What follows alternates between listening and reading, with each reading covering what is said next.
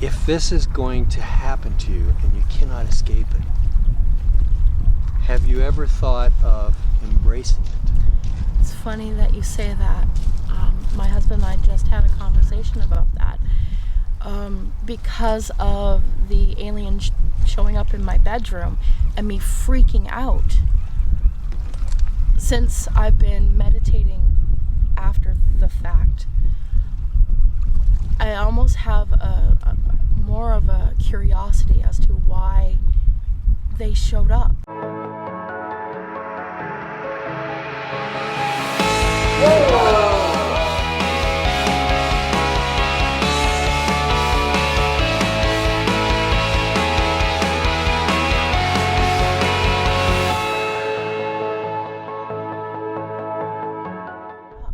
I wasn't asleep. They would have known that. Why did they show up at that night with my husband in the room at the same time? Is it that they're trying to communicate? Is it that I'm just freaking out because of fear of the unknown? And are they now trying to communicate on a different level with me and meet with me instead of just taking me? So I've been trying to, center myself a little better, because I want to be ready for the next time, because I'd like to try and, if I can remember, to try and ask questions or without losing my mind, because you're panicking. I freak out, and I don't remember most, but with them showing up in my bedroom, and it's weird because an alien showed up in my bedroom, it took off, disappeared. I was awake, it was not late at night, there was somebody else in the room with me. Why would they do that? It doesn't make sense, at all. So is it that they're, I've been going over this over and over in my mind.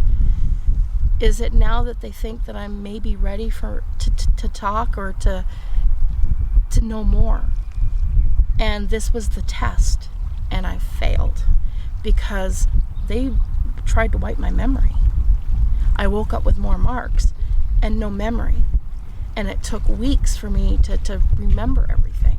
The next time it happens, which I'm almost guaranteed to happen, this has been ongoing since I was 6, I want to try and be more ready, to be more calm and collect about the whole thing, which is why I've been meditating so much, because I need to be able to center myself so I don't panic.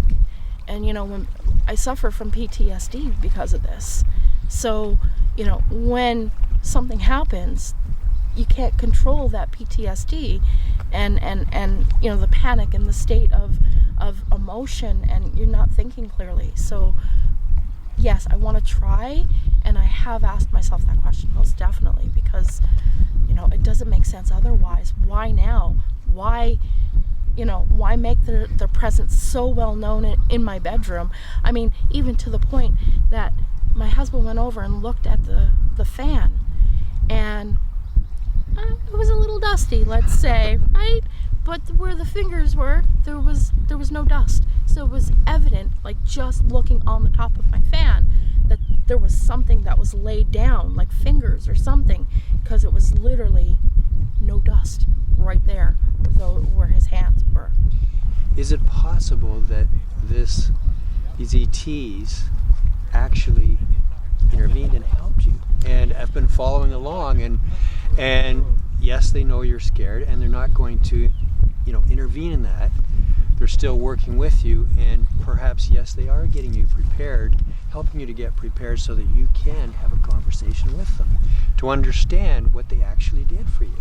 Is that possible? It's a natural reaction to be terrified and scared, exactly how you have been. But now you're getting older, you're coming to terms with it, and it almost sounds like you would like to have a conversation with them when you can get this behind you. That's a lot, so let's unpack that. So, yes, I think they intervened. In my experience of waking up and, on a cold table and not being able to move, if they wanted to help me, there was no easing of my emotions. There was no, you're going to be okay. I was left to panic and freak out and not be able to move and feel a loss of control, while I can feel things going on in my body, but I can't see because I can't lift my head to see anything, while the assistant is putting prods in my ankles and things like that. So testing, yes. Felt like a rat, absolutely. I don't know if it's help. So if it's that kind of help, I don't want it. They can go away. So these would be questions to ask them. Like, if you're going to do this, why did you, put me through this? Why couldn't you have done it in a more compassionate way? Why didn't you actually help me rather than just leave me? These would be good questions to ask. They would be good questions, and it would be something that I'd like to know. I mean, there's so many unanswered. I don't know what I did to deserve this. I don't. Probably do you know what nothing, I mean? Like, nothing. But those are the questions that go through your head because you're always terrified. I don't know when it's going to happen. I've been taken in the middle of the day. I've been taken at night. I've disappeared for, upwards of 12 hours. And, when you're a child and you're gone for 12 hours, you're noticed that you're gone for 12 hours. Right. One thing, Nora, I'd like to ask. Mm-hmm. As you get answers, and I'm going to feel that you will get your answers, like through your life. Mm-hmm. What would you like to do with those answers? Do you want to help? I do. Oh my God, I would. To ease anybody's mind and to help people get through this, like, I wouldn't want anybody to go through what I've gone through. I mean, I have woken up in pain and weeks and weeks not being able to bend my knees and my ankles hurting and my joints and my hands hurting and marks that won't go away. And, those are so many unanswered questions and fear when you see and you're feeling that and you know that it's not someone of this earth that's causing this on you and the pain and you're dealing with that. And how do people deal with that? So, I know for myself, I suffered in silence. So you'd like to get the answers, and so you're building up courage, trying to get this fear behind you somewhat, build up the courage to be able to be face to face with these beings, get the answers, and use your experience to help other people. Yes. Not have to go through it or to come to terms and understand it.